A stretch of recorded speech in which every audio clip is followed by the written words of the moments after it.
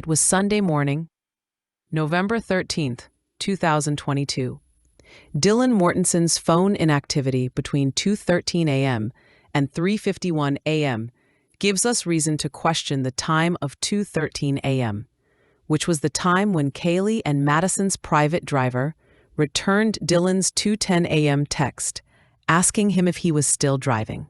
It's important to know that the time that it takes Eric Grower to reply to Dylan's text comes 13 or 14 minutes after he reportedly drops off Kaylee and Maddie at the King Road off-campus residence. According to his testimony given during his interview, the day after the murders, he had not yet left the neighborhood.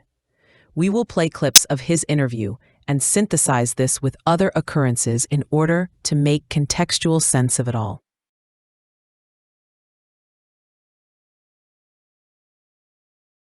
Let's start with the significance of 2:13 a.m. 2:13 was the time Kaylee and Maddie's private driver, Eric Grower, pulled away from King Road before, while, or after he finished cleaning his rear seat before heading to his next customer. All this while being off the clock with his employer. It was at 1:45 a.m. when Kaylee texted Eric from the grub truck. At 1:49 a.m., Eric arrived at the grub truck. On November 14, the private driver estimated that he waited 2 to 3 minutes before Kaylee and Maddie entered his vehicle, so they left the grub truck between 1:51 or 1:52 a.m. Earlier in the interview, he said that it takes about 3 to 4 minutes to get to 1122 King. But when Sergeant Blaker asks him what time he thought he dropped them off, Grower struggles with the answer. When Blaker asks if he keeps record of his work, he says, "Not really." He then deflects by redirecting the subject from the time that he dropped the girls off to where he was headed next, which was to pick up some guy at John's Alley, who he texted at 2:13 a.m. to inform him that he was coming. He then changes the subject to his having to clean up his back seat after he pulled away from King Road due to the mess that Maddie left during the ride home. It is 2:13 a.m. Listen.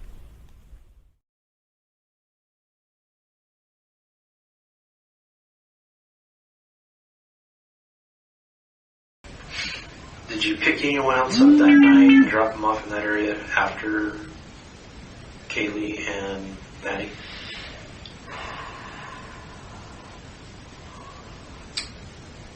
I don't think so. I had rides out of that area, and I think I had some rides taking people back to there. I think that was before them, and there were girls, and then I picked up a couple from the house that's right there on the intersection of King Road, the kind of house there. And I took some people from there to campus, like Greek Row, I think, and then I had a request from there for it. That was and everything, but then they canceled, and then Kaylee texted me from Grub Truck. So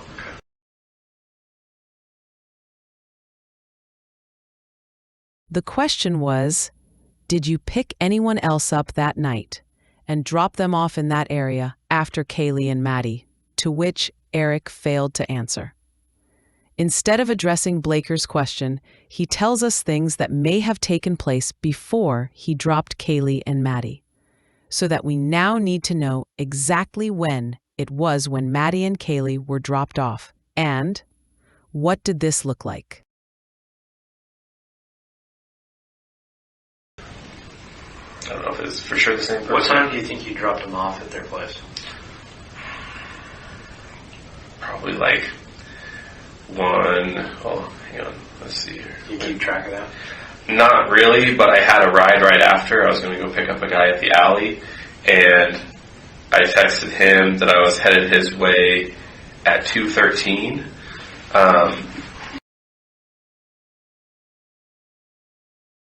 It is possible that the private driver, not Jack Katovich, we know this, but the private driver, Eric G., texted his reply to Dylan Mortenson first, and then texted some guy needing a ride who was waiting at John's Alley Bar, downtown Moscow. But why didn't Eric mention Dylan's text to Sergeant Blaker?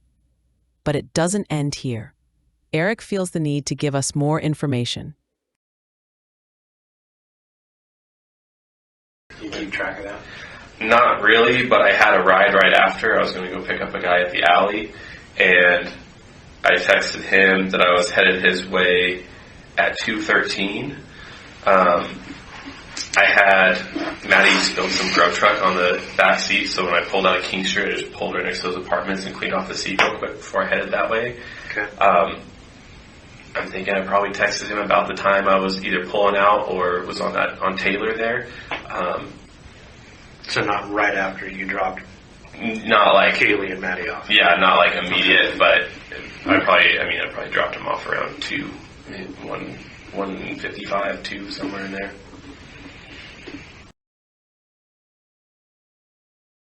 Now, Eric Grower begins explaining where he was at 2:13 and why he was still in the King Road area. At 2:13 a.m., Maddie didn't spill food on the back seat of his vehicle, but 2:13 a.m. was the time when Eric said he was cleaning his car before heading downtown to John's Alley to pick up a male customer.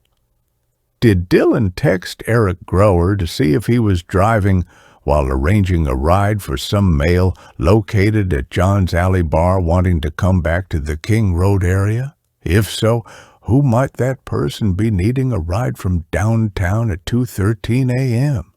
Or was that text from Dylan to Eric a question to Eric, to which he replied in the affirmative? At the very least, maybe the text was sent as a way to establish an alibi for Eric, our private driver.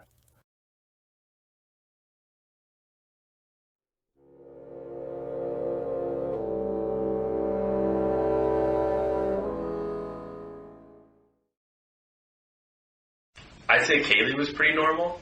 Maddie was definitely, she was a little tipsy, kind of struggling to stand and walk a little bit. And you can see that on the grub truck thing too. Yeah. And then as I was backing out of their driveway, because it's kind of tight there, but I typically kind of drag my feet a little bit as I'm backing out and make sure they make it up and everything okay. And yeah, they made it inside safe and sound and everything, nothing. Can we trust the New York Post or any media outlet anymore? In the end, this is what you have to ask yourself, because according to the New York Post, Maddie and Kaylee's private driver, who we assume is Eric Grower, tells them that he never did pull into the driveway at 1122 King Road to drop off the girls, nor did he wait for them to enter the house. So, why is he telling Sergeant Blaker that he drove them home and waited while watching them enter a place of safety and soundness?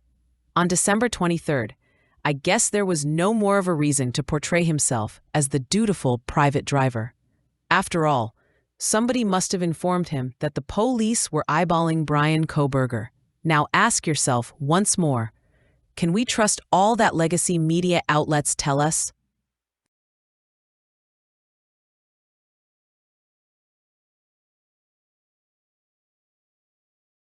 Today we will be examining the manipulation technique known as obfuscation.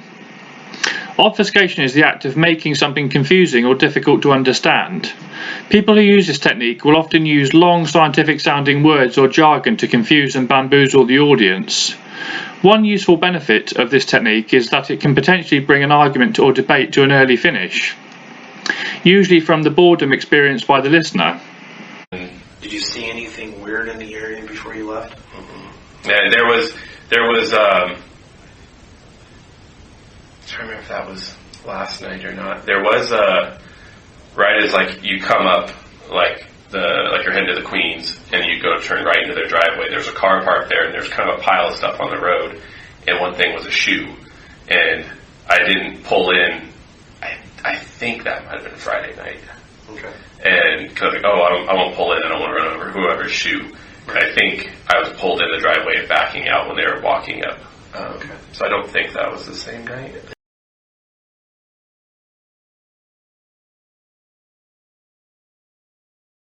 Let's talk about the actual specific behaviors of deception. Psychological distancing takes place when a person substitutes words or phrases for something less severe. So instead of murder, they might say hurt. Instead of steal, they might say take. And they're also less likely to mention the name of the victim of the crime. So instead of Stephen, they might say him. With parents that are going out on the news saying, our baby's missing, please help us find our baby, they use the name baby instead of their child's name. That's a major red flag. So that's also psychological distancing from the actual thing that happened. So like if I'm interviewing someone and they say, well, the night that Melissa left us, I was at the bar with my friends. Instead of the night that Melissa was killed, I was at the bar with my friend. If it's my friend or someone I know that was killed, I'm more than comfortable to say that someone murdered my friend because I want justice. So people who did not commit crimes are more comfortable using terms like murder, kill, steal, and all of the other ones. Private driver Eric Gower begins answering Sergeant Blaker's question,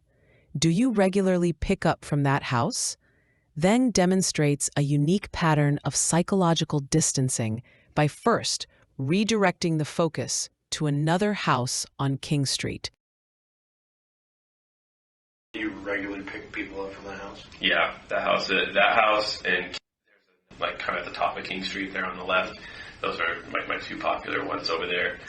Who else have you driven from that house? Can you remember their names? I was trying to remember when I was trying to text people, see if everyone was okay. I think there's another, like a that lives there maybe, or I've driven from there. I'm trying to remember where she goes. I only see her every once in a while. And there's a, but I think it might be one of those other houses that's just towards King Street, like one of those two that's kind of like the steep driveway. Okay. But they have quite a few alumni that come through that I've driven in the past. Like there's one, her name's as well. She lives down in Boise now, and like it's always kind of a hodgepodge of people from that house versus like it's always the same like 2 or 3 girls. So okay.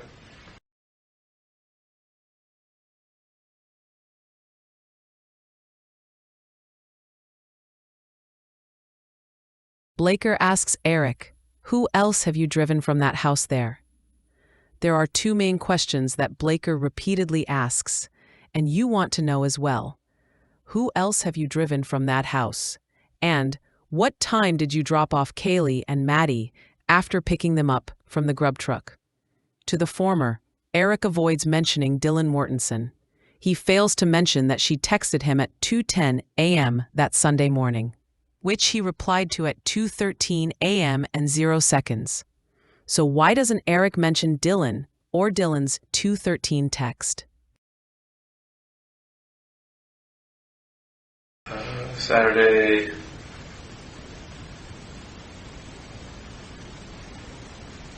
So she did text me Friday at 8:15, just asking if I was driving. I said I was, but then I never heard from him. So maybe that's a different night or different roommates or something. I can't. Okay. Do you regularly pick people up from that house? Yeah, that house, and there's like kind of at the top of King Street there on the left. Those are like my 2 popular ones over there. Who else have you driven from that house? Can you remember their names? I was trying to remember when I was trying to text people, see if everyone was okay. I think there's another, like a that lives there maybe, or I've driven from there. I'm trying to remember where she goes. I only see her every once in a while. And there's a, but I think it might be one of those other houses that's just towards King Street, like one of those 2 that's kind of like the steep driveway. Okay. But they have quite a few alumni that come through that I've driven in the past. Like there's one, her name's as well. She lives down in Boise now, and like it's always kind of a hodgepodge of people from that house versus like it's always the same like 2 or 3 girls. So okay.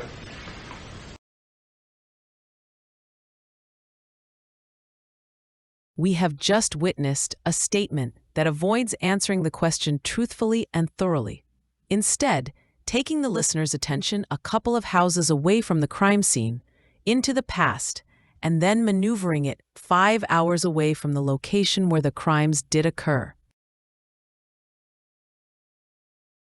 On November 18, 2022, An Uber location request is the subject of MPD's Detective Lawrence Mowry's sequence number 26 and Mowry's sequence number 68, which include the following statements as fact. Mowry submitted an exigent preservation request for any location data associated with Eric Grower, Uber driver. Also, Olivia Kardashian. Goncalves Stevenson sent Mowry a screenshot depicting messages that appeared to be from Kaylee's phone between Kaylee and Grower. Mowry's report states that it is unknown if Grower was on duty when he collected Maddie and Kaylee from the grub truck. Most likely, this may be interpreted as a negative, perhaps suggesting that Grower was not on duty, but since then, the public has been furnished with this information.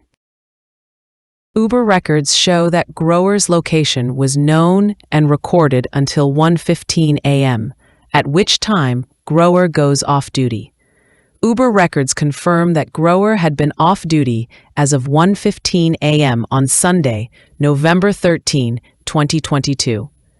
In his interview with Sergeant Dustin Blaker, just one day after the murders, Eric Grower tells Blaker that he was working, and that Kaylee did not contact him via the Uber or Lyft apps, but instead texted him directly for rides to and from downtown Moscow.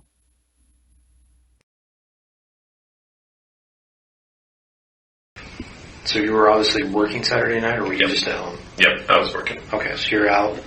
You have an app that they contact you through, or was she texting you directly? She just texted me directly. Okay.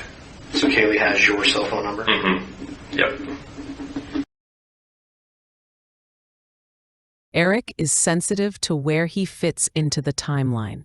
Remember, he does not keep record of his business. When pressed for detail about the time he picked up Kaylee and Maddie, Eric again redirects the conversation, as we have seen with Bethany in her interviews with Blaker and the Nevada State Police. Grower demonstrates how he redirects the focus with his response to Blaker's questions about time. Eric's first demonstration of time sensitivity comes when he tries to make it short and sweet, getting right to the point by telling Blaker that he dropped them off and then headed for another ride, which we will soon find out was not the case. Said, hey, can you come pick me up and some friends from the grub truck? I got there at 1:49, and then they got in the car shortly thereafter, and I took them home. It's only 3-4 minute drive, dropped them off, and then headed out to another ride. In the next clip, very early on in his interview with Blaker, Eric again seeks an off-ramp from discussing the night before, when he took home Kaylee and Madison. Notice how at first, he begins with how he picked them up before offering the time that he arrived at the grub truck, and then corrects himself. Okay. And who did you pick up? What time did you pick them up at? I got to the grub truck at 1:49 a.m., and then their sister, I think it was, texted me last night, and kind of talking with her, went and found because grub truck live streams their stuff, went and found them on that.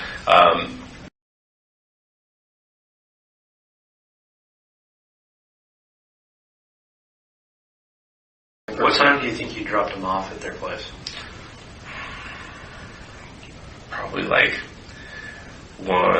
Oh, hang on. Let's see here. You keep track of that? Not really, but I had a ride right after. I was going to go pick up a guy at the alley, and I texted him that I was headed his way at 2:13. I had Maddie spilled some grub truck on the back seat, so when I pulled out of King Street, I just pulled right next to those apartments and cleaned off the seat real quick before I headed that way. Okay. I'm thinking I probably texted him about the time I was either pulling out or was on Taylor there.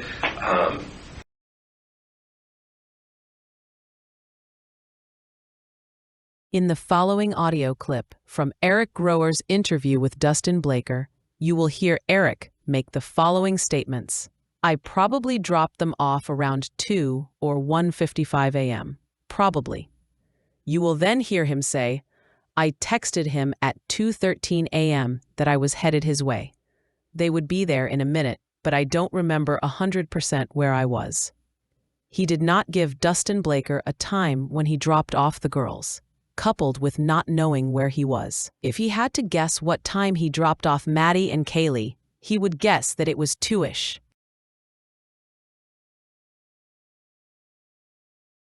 I probably dropped him off around 2, 1:55, 2, somewhere in there. You said 2:13 is when you texted the other one? Yeah, I texted him at 2:13 that I was headed his way, be there in a minute. But I don't remember 100% where I was, but... Okay. So you're guessing what time that you dropped him off? 2-ish.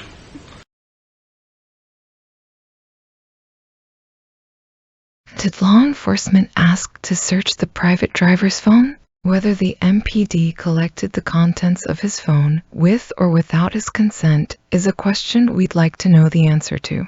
Did Eric Grower leave the King Road residence when he said he did? Look, there are numerous time discrepancies throughout the case. We cannot assume that the voices heard on the Linda Lane videos belong to Maddie and Kaylee, so we're not buying it at its current price. For all we know, the Linda Lane videos could be merged with recordings of Kaylee and Maddie from another time, hand-delivered by one of the Goncalves clan. There is something about the original 11/12 video feed that the Idaho government doesn't want you to know. Just one of the 2 Brady tapes that they're hiding from you.